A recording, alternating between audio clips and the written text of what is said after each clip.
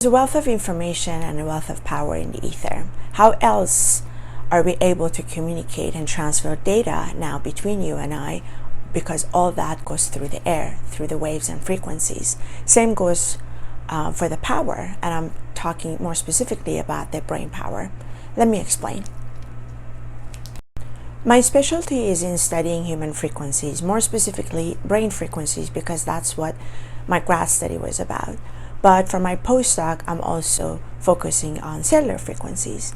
And it dawns me that after so many years of studies, one thing that I discovered over and over and over again was that the majority of what we know and what we have focused on up until now has been on researching and studying and focusing on the physical body.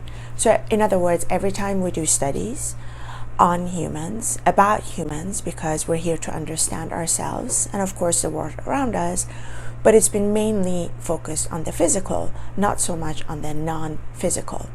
I find it pretty embarrassing because there is a lot of information going on in the ether and we have not really focused on that. If you've ever tried to read anything about humans, very shortly, if you pay attention, you'll notice that most of what you read, by the time it comes to the mainstream, it's been researched for years before that. Most of that is on the physical, and nothing wrong with that. We needed that information to move forwards. However, we are at a point in time that we need to start focusing on trying to understand the holistic version of ourselves, which includes both the physical but also the non-physical.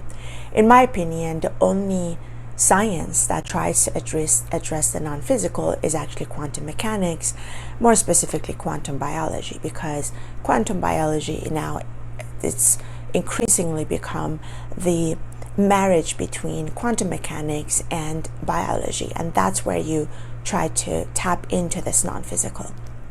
The same we need to do when it comes to the studies in neuroscience, more specifically when it comes to EEG, in other words, the brain waves. Because when it comes to brain waves, all we have done so far is to ridiculously categorize them within 5 different brain frequency categories. The only way we've categorized them is to say that which frequencies are lower, which frequencies are higher, what that potentially means. For example, we say that a person is in alpha brainwave states when he or she closes their eyes and they're meditating and they're relaxed and whatnot. That's it. That's it. It's amazing to me that we are not much more advanced. And I've been asking myself question why we're not that advanced, and the only thing that comes to mind is because we can't see it. It is as if we don't pay attention to things. But I'm here to urge you or anyone who listens to pay more attention to the non-physical, for example, brain of ours or cellular of ours, because we need people to get more engaged in that. There is a wealth of information in this ether, because how else are we exchanging data? The fact that you're seeing me and you're hearing me right now is because that information is traveling to you through space and miraculously through your laptop, phone, or however you are watching this video. But the truth of the matter is that there's just so much there that we still don't know and we need to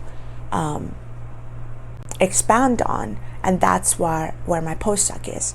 So I think it's very important that we ask ourselves those questions. And that's one of the reasons I've dedicated most of my adult life into studying human frequencies, more specifically brain frequencies. And if there's anybody out there who's interested who does not necessarily have a neuroscience background, obviously that helps a lot, but there are many people who want to do studies like that, but they're shy away from it. So I'm writing from my own experience the 2 specific products that I use for my research.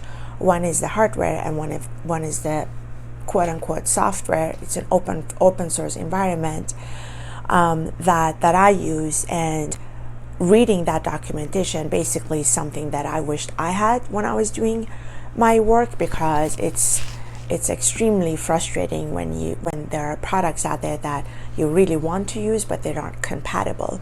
Nonetheless, that is something that is coming, and that could help a lot of us to kind of move forward.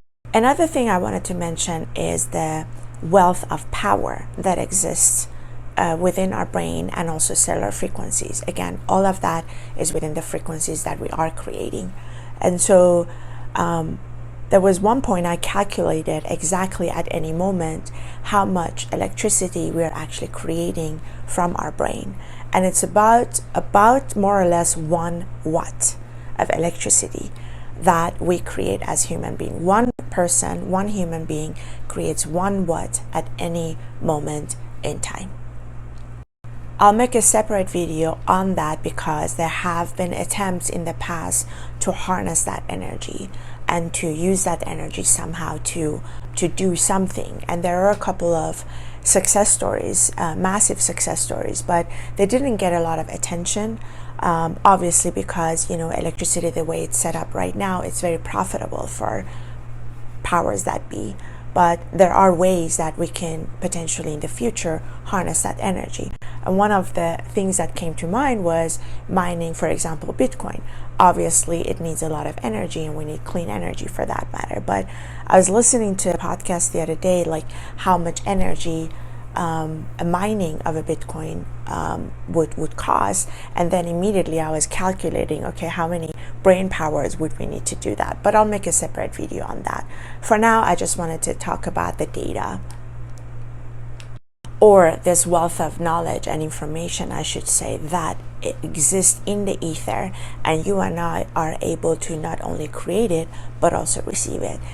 I am a scientist. I'm not a religious or a spiritual person, although I have been practicing some spiritual practices in the past. So that's why I identify myself as a next generation scientist, who's part scientist, part a little bit spiritual, part activist. But I do need proof. And so whatever I think about or bring about or create or do research on, it is based on, for example, the things that I can measure, some of which I cannot measure and I cannot explain, but always as a researcher, you have a hunch, and you have we call it the research gut feeling that we have, that basically contributes to a lot of hypotheses that we make. So I hope this was helpful. Stay tuned.